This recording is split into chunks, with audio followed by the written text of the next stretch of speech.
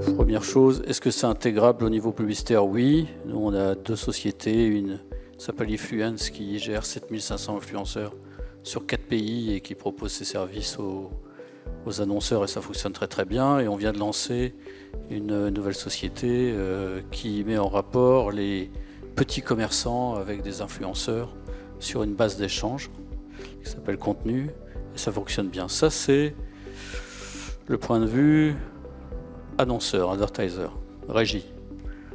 Maintenant, si tu demandes le point de vue éditeur, évidemment, nos journalistes et les influenceurs, ça ne matche pas très bien.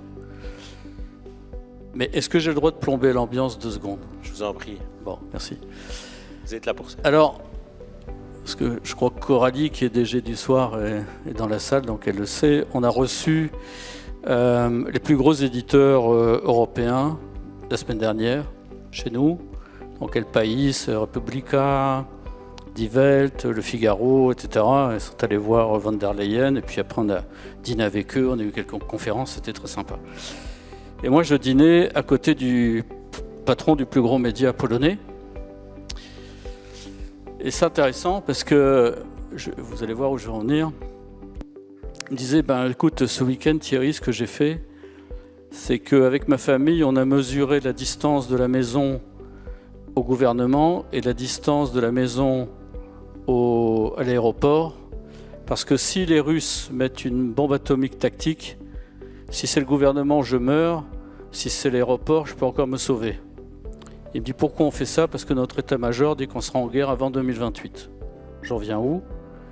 On vient au fait qu'ils disent, mais nos sondages montrent que 80% de la population seulement est patriote et que 20% sont prêts à se battre et que c'est en train de diminuer parce que les influenceurs payés par les Russes aujourd'hui sont en train d'avoir une action extrêmement néfaste et négative en Pologne.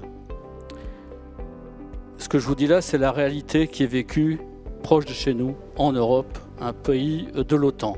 En Italie, la Repubblica dit « Moi, je suis bridé parce que chaque fois que je dis quelque chose, le gouvernement italien utilise des influenceurs pour dire autre chose. » Donc, si on regarde d'un petit point de vue, oui, c'est intéressant. Moi, je ne veux pas faire de morale ici, mais simplement, je veux dire que les influenceurs ne sont pas contrôlés. Est-ce qu'on doit laisser?